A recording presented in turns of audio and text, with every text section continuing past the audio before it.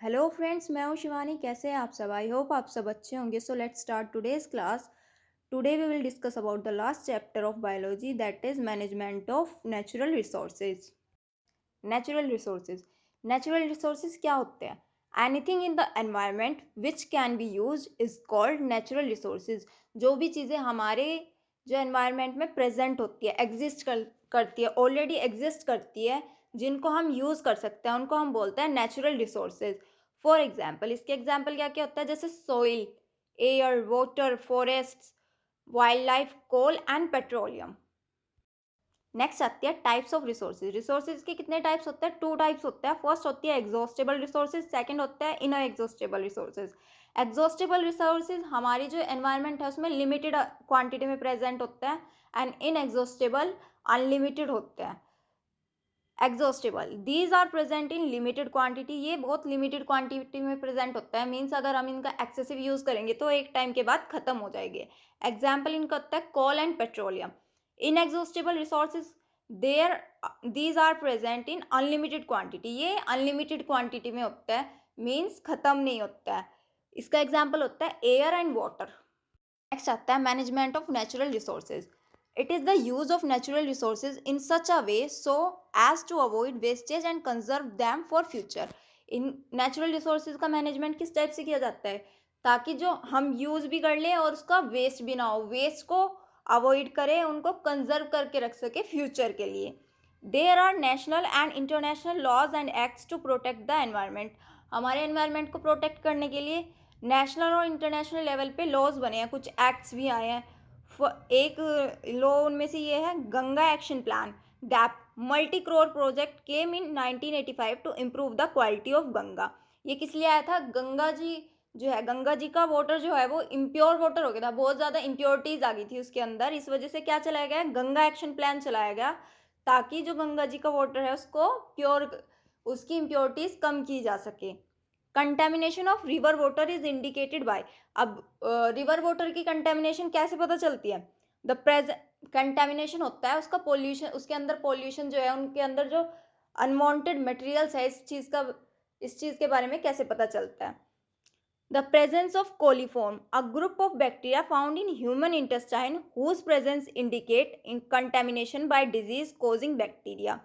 अब कोलीफॉर्म एक बैक्टीरिया होता है जो कहाँ प्रेजेंट होता है? ह्यूमन इंटेस्टाइन में मिलता है ये। और क्या करता है ये? जो वाटर होता है अगर कोलीफॉर्म बैक्टीरिया वाटर के अंदर प्रेजेंट होती है तो इससे क्या इंडिकेट होता है? ये contamination by disease causing bacteria. क्या होता है? बैक्टीरिया की वजह से जो डिजीजेज होती है, इस चीज़ का ये इंडिकेशन देती है कि वाटर के अंदर बैक्टीरिया है जो डिजीज करेंगे। इससे हमें पता चलता है कि जो वाटर है, गंगा जी का वाटर है या कोई भी रिवर का वाटर है, वो कंटेमिनेट है। The pH of water that can be easily check by using universal indicator. और जो वाटर की पीएच है उसको चेक करके भी पता लगाया जाता है। जो यूनिवर्सल इंडिकेटर होता है उनसे पता कर लिया जाता है वाटर की पीएच।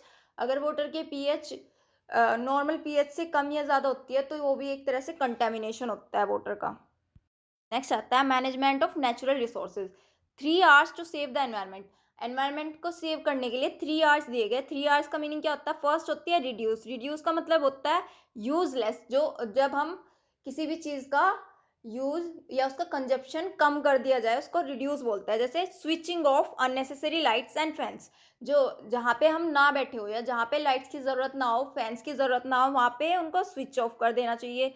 Repairing leaky taps. जो लीकी टैप्स होती है, घरों की जो टंकियाँ जो होती है पानी की, उनसे जो लीकिंग होती रहती है उसको रिपेयर करवा लेना चाहिए टाइम से, ताकि वाटर वेस्ट ना हो। नॉट वेस्टिंग फूड, और फूड को ना वेस्ट करके भी हम उसका रिडक्शन कर सकते हैं। सेकंड जो आर होता है उसका मीनिंग होता है रिसाइकल। रिसाइकल क्या होती है? सेग्रीगेट। रिसाइकलिंग में क्या होता है? Segregate waste that can be recycled. ऐसे वेस्ट को अलग कर लिया जाता है जिनको हम रिसाइकल कर सकते हैं। जैसे प्लास्टिक, ग्लास, मेटल आइटम्स। जो प्लास्टिक के आइटम्स होता है जैसे बोटल्स वगैरह, कंटेनर्स वगैरह, या फिर ग्लास कंटेनर्स, मेटल्स वगैरह, इनको बाकी के जो वो होता है वेस्ट, उनसे अलग कर लिया जाता है और इनको फिर रिसाइकल किया जाता है, ताकि क्योंकि इससे क्या होगा? रिसाइकलिंग से, सिंथेसाइजिंग से कम एनर्जी लगती है इसमें।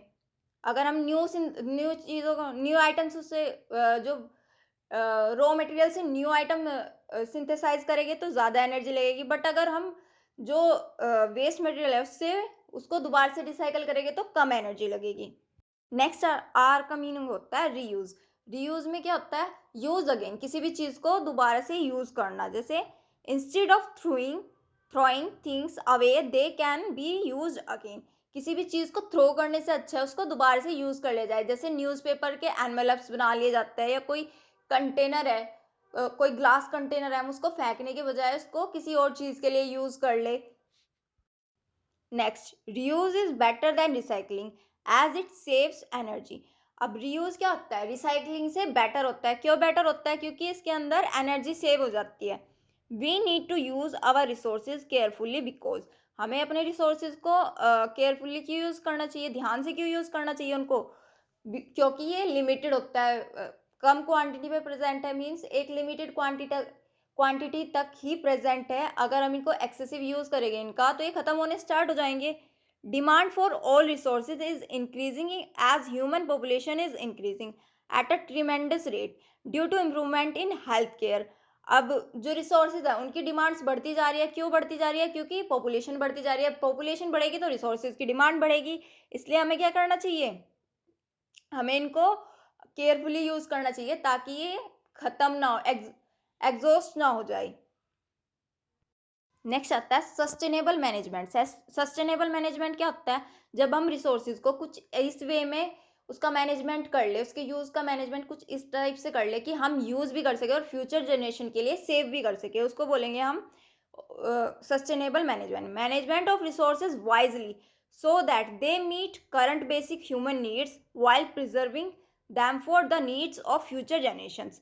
तो रिसोर्सेज का मैनेजमेंट कुछ इस टाइप से कर ले अगर हम, कि जैसे हमारी जो करंट नीड्स है, प्रेजेंट में हमारी जो नीड्स है वो भी पूरी हो जाए, और फ्यूचर जनरेशन की नीड्स के लिए हम उनको प्रिजर्व भी कर सके, बचा के भी रख सके। The management of natural resources require long term perspective so that these will last for generation to come। Long term perspective, दूर तक देखना, मतलब दूर तक की सोच सके हम कि आगे जनरेशन्स को भी इन चीज़ों की ज़रूरत होगी, जिन चीज़ों की हमें ज़रूरत है आगे आने वाली जनरेशन्स को भी इनकी ज़रूरत होगी। Ensure equitable distribution of resources so that all economic sections benefit from these resources. इनका इक्विटेबल डिस्ट्रीब्यूशन करना चाहिए ताकि जितने भी इकोनॉमिक सेक्शन है सब में क्या हो, इनसे बेनिफिट हो सके। सेफ डिस्पोजल ऑफ वेस्ट, जो वेस्ट होता है उनको सेफली डिस्पोजल होना चाहिए, उनका अच्छे से डिस्पोजल करना चाहिए, जिससे क्या हो, एनवायरनमेंट में पोल्यूशन ना हो।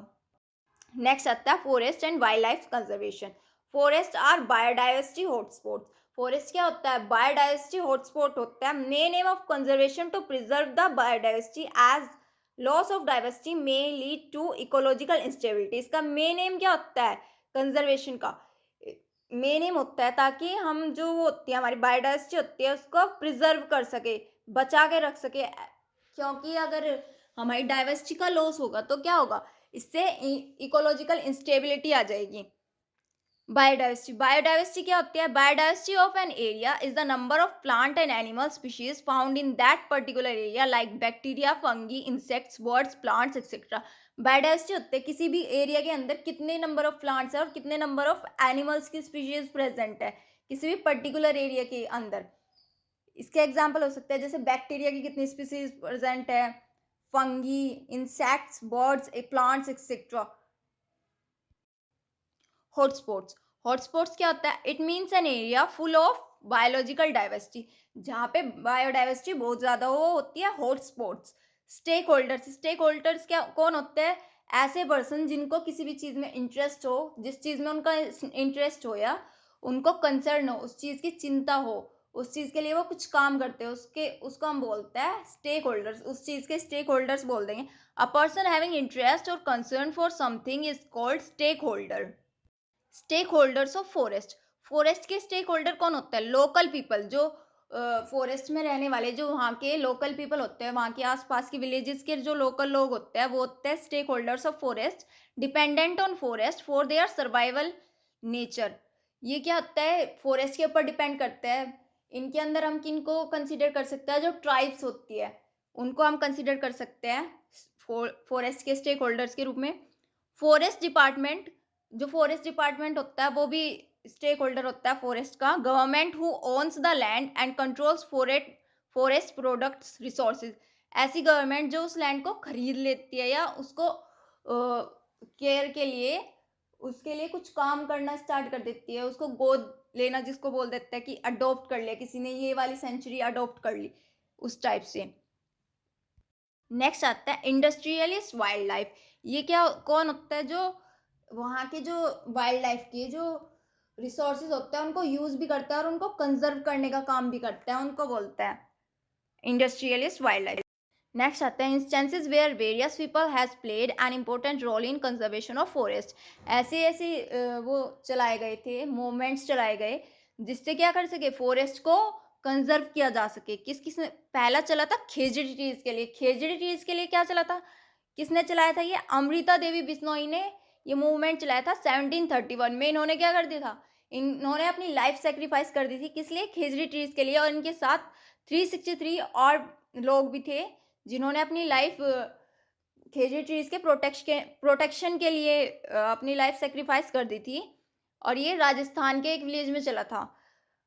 अब ये खेजड़ी ट्रीज क्या होता है, खेजड़ी ट्रीज को उत्तर प्रदेश, वेस्टर्न उत्तर प्रदेश में चौंकारा भी बोलते हैं और तेलंगाना में जमी भी बोलते हैं, जिसको हम शमी ट्री भी बोलते हैं, वही वाला खेजड़ी ट्री है। इसके जो पोड्स होते हैं वो ईटेबल होता है, वेजिटेबल के लिए यूज होता है। ये बहुत सारे फोसिल्स के रूप में भी यूज होता है ये, और भी बहुत सारी चीज़ों के लिए यूज होता है। Government of India instituted Amrita Devi Bishnoi national award for wild life conservation in her memory. अब जो अमृता देवी बिश्नोई थी, इनकी मेमोरी में एक अवार्ड चलाया गया इंडियन गवर्नमेंट के द्वारा। क्या था, अमृता देवी बिश्नोई नेशनल अवार्ड। किस लिए दिया जाता है, वाइल्ड लाइफ कंजर्वेशन के लिए दिया जाता है। चिपको आंदोलन, चिपको आंदोलन क्या था, ये आंदोलन सुंदरलाल बहुगुणा ने चलाया था। This movement originated in a remote village in Garhwal. ये गढ़वाल के एक विलेज में चलाया गया था। Women of the village reach the forest when contractors man came to cut the trees.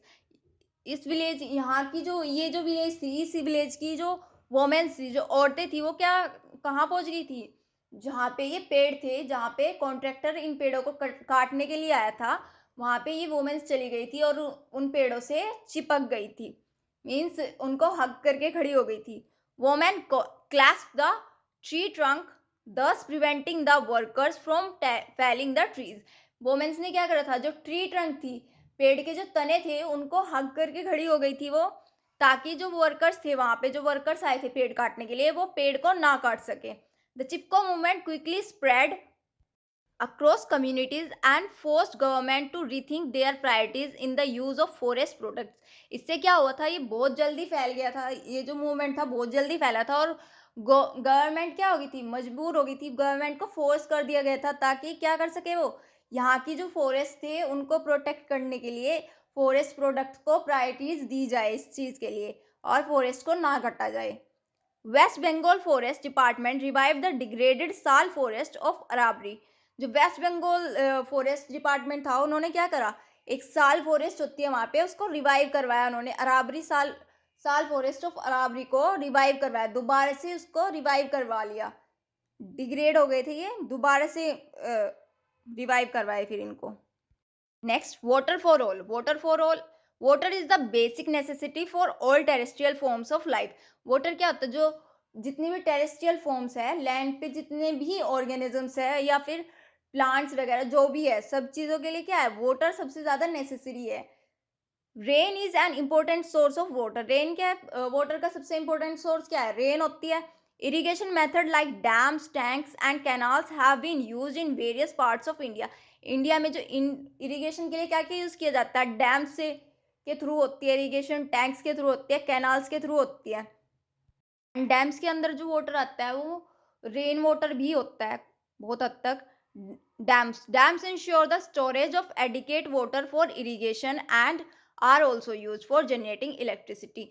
Dams क्या होता है, डैम्स इंश्योर करते हैं ताकि जो वाटर, रेन से जो वाटर आएगा उसको स्टोर कर सके, किस चीज़ के लिए, ताकि जब ज़रूरत हो उस वाटर की तो उससे इरिगेशन की जा सके या फिर किसी अदर पर्पज़ के लिए यूज़ कर लिया जाए, जैसे जनरेटिंग इलेक्ट्रिसिटी, इलेक्ट्रिसिटी जनरेट करने के लिए।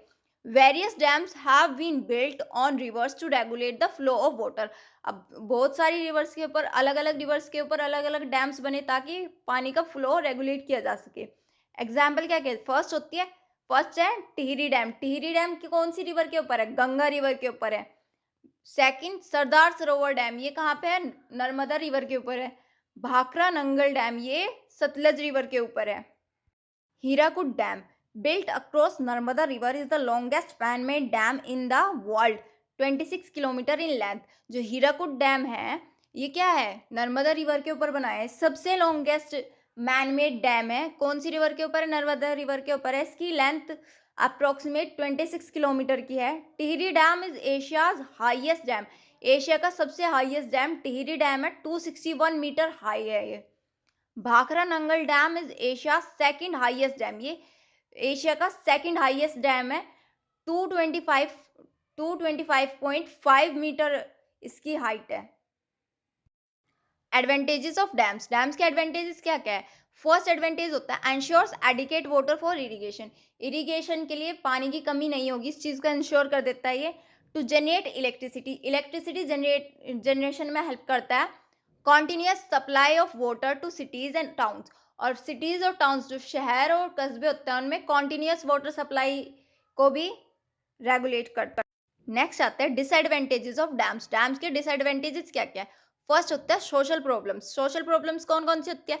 Many tribals and peasants are displaced and rendered homeless. बहुत सारे जो ट्राइब्स जो होते हैं, जनजाति वगैरह जो होती है, इनको वहां से हटा दिया जाता है जहाँ ये रहते हैं, और दूसरी जगह या तो ये होमलेस हो जाता है या वहां से दूसरी जगह इनको भेजा जाता है। They do not gate adequate compensation और रिहैबिलिटेशन। ना तो इनको प्रॉपर कंपनसेशन मिलता है उस चीज़ के लिए, और ना ही इनका रिहैबिलिटेशन कराया जाता है अच्छे से। एनवायरमेंटल प्रॉब्लम्स, एनवायरमेंटल प्रॉब्लम्स क्या होती है? डिफोरेस्टेशन, डिफोरेस्टेशन होगा अगर डैम्स बनेंगे तो पेड़ों की कटाई होगी। लॉस ऑफ बायोडाइवर्सिटी, पेड़ों की कटाई होगी तो बायोडाइवर्सिटी का लॉस होगा। डिस्टर्ब इकोलॉजिकल बैलेंस, और इससे इकोलॉजिकल बैलेंस डिस्टर्ब हो जाएगा। थर्ड जो डिसएडवांटेज होता है वो होता है इकोनॉमिक प्रॉब्लम्स। इकोनॉमिक प्रॉब्लम्स कौन कौन सी? Huge amount of public money is use. Public जो पब्लिक होती है उसका बहुत सारा पैसा यूज हो जाता है इसमें। No proportionate benefit to people, और लोगों को इसका कोई बेनिफिट भी नहीं मिलता, थोड़ा बहुत बाद में। No equitable distribution of water, और वाटर का डिस्ट्रीब्यूशन भी इक्विटेबल नहीं होता है। Rain water harvesting, rain water harvesting क्या होता है? Rain water harvesting is to make rain water percolate under the ground so as to recharge ground water. Ground water को रिचार्ज करने के लिए जो रेन वाटर होगा उसको क्या कर लिया जाएगा? अंडर वाटर, अंडरग्राउंड कर दिया जाएगा, उसको ग्राउंड के अंडर पहुंचा दिया जाएगा। मीन्स जो जमीन जो होती है उसके नीचे जो अंडरग्राउंड वाटर होता है उसके साथ पहुंचा दिया जाएगा। Rain water harvesting is an age old practice in India. ये बहुत सालों से इंडिया में प्रैक्टिस किया जा रहा है rain water harvesting. Various ancient methods of water harvesting, water harvesting के अलग अलग मेथड्स हैं जो अलग अलग स्टेट में अलग अलग मेथड्स होते हैं। जैसे राजस्थान में कौन कौन से है? खादी ने टैंक्स है और नादीज के थ्रू राजस्थान में वाटर हार्वेस्टिंग होती है। महाराष्ट्र में बंधार्स और ताल्स के थ्रू होती है। मध्य प्रदेश एंड यूपी में कहीं के थ्रू होती है। बूंदीज होते हैं यहाँ के वाटर हार्वेस्टिंग सिस्टम को हम बूंदीज बोलते हैं। बिहार के वाटर हार्वेस्टिंग सिस्टम को पाइन्स और अहर्स बोलते हैं। हिमाचल प्रदेश के वाटर हार्वेस्टिंग सिस्टम को कोल्स बोलते हैं। जम्मू रीजन के जो वाटर हार्वेस्टिंग सिस्टम होता है वो होता है पॉन्ड्स। तमिलनाडु की जो वाटर हार्वेस्टिंग सिस्टम होती है वो है एरीज, टैंक्स टाइप से होता है। ये दिल्ली में बाउलीज बनाई जाती है। Advantage of storing water in the ground, अब ग्राउंड के अंदर वाटर स्टोर करने के क्या क्या एडवांटेज होते हैं, या फिर वाटर हार्वेस्टिंग के क्या क्या एडवांटेजेस होते हैं? फर्स्ट होता है इट डज नॉट इवेपोरेट, ये इवेपोरेट नहीं होगा। It spreads out to recharge wells, ये हर जगह फैल जाता है ताकि जो कुएं वगैरह जो है उनको रिचार्ज कर सके, उनका पानी वापस आ सके। जो सूखे हुए कुएं वगैरह होते हैं उनके अंदर पानी आ जाता है। It provides moisture for vegetation over a wide area, इससे क्या होगा? बहुत जहाँ पे ग्राउंड वाटर होगा उसके आसपास के दूर दूर तक के एरिया तक का वेजिटेशन के लिए वहाँ की जो सोइल होगी वो मॉइस्ट हो जाएगी। It does not provide breeding grounds for mosquitoes, जहाँ पे ये वाटर स्टोर होगा वहाँ पे क्या होगा? मॉस्किटो को ब्रीड करने के लिए जगह नहीं मिलेगी। It is protected from contamination by human and animal waste. अब ये अगर अंडरग्राउंड वाटर होगा तो अंडरग्राउंड वाटर को तो कंटेमिनेट नहीं कर सकते हम, ना ह्यूमन वेस्ट के थ्रू हो सकता है ना एनिमल वेस्ट के थ्रू हो सकता है underground water. Coal and petroleum, coal and petroleum are non renewable natural resources. ये क्या होता है? नॉन रिन्यूएबल नेचुरल रिसोर्सेज होता है, दोबारा नहीं आ सकते, एक बार खत्म हो गए तो दोबारा नहीं आएंगे। Coal and petroleum are called fossil fuels, इनको फॉसिल फ्यूल्स बोला जाता है। इनकी फॉर्मेशन कैसे हुई? कॉल की formation, coal was formed from the remains of trees buried deep inside the earth some 300 million years ago. Coal कैसे फॉर्म हुआ? जो ट्रीज के रिमेन्स थे जिनको मिट्टी के नीचे दबा दिया गया था, बहुत ज्यादा नीचे दबा दिया गया था 300 मिलियन ईयर्स एगो, या दबा दिया गया था या खुद दब गए थे, ऐसे पेड़ों से उन पेड़ों के रिमेन्स से क्या बन गया? कोल बन गया। पेट्रोलियम का फॉर्मेशन कैसे हुआ? Petroleum is formed by the bacterial decomposition of dead marine plants and animals buried at the bottom of the seas. Petroleum की फॉर्मेशन बैक्टीरियल डिकम्पोजिशन की वजह से हुई। किस चीज के बैक्टीरियल डिकम्पोजिशन की वजह से? जो मरीन, जो एक्वेटिक, जो प्लांट्स और जो एनिमल्स थे जो डेड हो गए थे, मर गए थे और मिट्टी के नीचे, जो सी लेवल पे मिट्टी के नीचे दबे हुए थे, बॉटम द सी के नीचे, जो मिट्टी सी के फ्लोर पे जो मिट्टी होती है उसके नीचे जो दब गए थे मरने के बाद, उनका बैक्टीरिया की वजह से जब डिकम्पोजिशन हुआ तो उस डिकम्पोजिशन से क्या हुआ? This decomposition takes place under high pressure and temperature and formation of petroleum take millions of years of time. इस डिकम्पोजिशन से ये डिकम्पोजिशन कब होगा? जब हाई प्रेशर और हाई टेम्परेचर होगा तब होगा, और इससे क्या होगा? पेट्रोलियम की फॉर्मेशन हो जाएगी। पेट्रोलियम की फॉर्मेशन में मिलियन ऑफ ईयर्स लग जाते हैं। Coal and petroleum will exhaust very soon. अब कोल एंड पेट्रोलियम बहुत जल्दी खत्म होने वाले हैं। Coal at present rate coal will last another 200 years. जो अभी के टाइम पे जो रेट है कोल का, वो इसके अकॉर्डिंग तो कोल 200 ईयर्स, आने वाले 200 ईयर्स में खत्म हो जाएगा।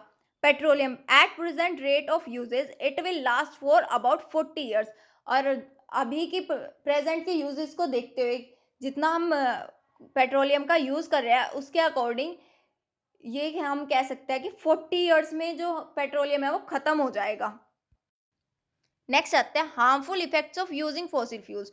फॉसिल फ्यूल्स यूज करने के हार्मफुल इफेक्ट्स क्या क्या होता है? फर्स्ट होती है एयर पोल्यूशन। एयर पोल्यूशन कब होगा? जब कोल को हम जलाएंगे, हाइड्रोकार्बन्स को जलाएंगे तो क्या होगी? गैसेस रिलीज होती हैं। Combustion of coal and hydrocarbons release a large amount of carbon monoxide, carbon dioxide, oxides of nitrogen etcetera which causes air pollution. जब कॉल का कंबशन होता है, हाइड्रोकार्बन का कंबशन होती है तो क्या होती है? बहुत ज़्यादा अमाउंट में गैसेस रिलीज होती है। कौन कौन सी गैसेस? जैसे कार्बन मोनोऑक्साइड जो हमारे लिए डेंजरस होती है, carbon dioxide, oxides of nitrogen etcetera, जिनकी वजह से क्या हो जाता है? एयर पोल्यूशन होता है। डिजीजेस क्या होती है एयर पोल्यूशन की वजह से? This polluted air causes various disease like respiratory and throat problems, congestion etcetera. जो ये इस पोल्यूटेड एयर की वजह से बहुत सी डिजीज होगी, जैसे रेस्पिरेटरी प्रॉब्लम्स हो जाएगी, थ्रोट प्रॉब्लम्स हो जाएगी, गले में प्रॉब्लम होगी, कंजेशंस हो जाएंगे एक्सेट्रा। ग्लोबल वार्मिंग में क्या होगा? Excessive emission of green house gases like carbon dioxide cause a rise in atmospheric temperature leading to global warming. जब ग्रीन हाउस गैसेज का एक्सेसिव एमिशन होता है, बहुत ज़्यादा अमाउंट में ग्रीन हाउस गैसेज निकलेगी तो क्या होगा? कार्बन डाइऑक्साइड क्या करेगी? एटमॉस्फेरिक टेम्परेचर बढ़ा देगी और उससे क्या होगा? ग्लोबल वार्मिंग हो जाएगी। Fossil fuels should be use judiciously.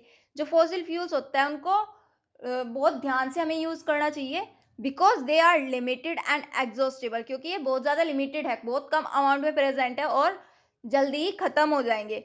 Once exhausted they will not be available in near future because they are formed very slowly over a period of many years. अगर ये एक बार एग्जॉस्ट हो गए, एक बार ख़त्म हो गए तो बहुत जल्दी से अवेलेबल नहीं होंगे फ्यूचर में, बहुत जल्दी अवेलेबल नहीं हो पाएंगे, क्योंकि क्या होता है इनकी फॉर्मेशन में बहुत साल लगते हैं। Steps taken to conserve energy resources like coal and petroleum. अब इनको बचाने के लिए हमें क्या करना चाहिए? First, switch off electric appliances when not in use. जो इलेक्ट्रिक अप्लायंसेज होते हैं उनको स्विच ऑफ कर देना चाहिए, ताकि जब वो हम उनको यूज ना कर रहे हो या जहाँ पे इनकी जरूरत ना हो वहाँ पे बंद करके रखना चाहिए। नेक्स्ट होता है use electric appliances that are energy efficient like CFL at home. ऐसे एनर्जी अप्लायंसेज यूज करने चाहिए जो एनर्जी एफिशिएंट हो, जैसे CFL ट्यूब्स होती है या फिर LED वगैरह जो होती है, LED ट्यूब्स जो होती है उनका यूज करना चाहिए। यूज पब्लिक ट्रांसपोर्ट लाइक बस और metro instead of private vehicles. Private vehicles को छोड़ के किसका यूज करना चाहिए? पब्लिक व्हीकल्स का यूज करना चाहिए ताकि फ्यूल का कम से कम यूज हो। Use stairs to climb instead of lift. Lift से जाने के बजाय हमें क्या करना चाहिए? स्टेयर्स का यूज करना चाहिए ऊपर जाने के लिए। Wherever possible use solar cookers. जहाँ पे भी हम यूज कर सकते हो सोलर कुकर का यूज करना चाहिए, ना कि इलेक्ट्रिसिटी का यूज करना चाहिए। So this chapter is complete and आपका बायोलॉजी का सिलेबस भी कंप्लीट हो गया। अब अगर किसी को भी कोई डाउट है तो कमेंट सेक्शन में हम पूछ सकता है। Now we will meet in our next class. Till then bye bye and take care and please like share and subscribe my channel.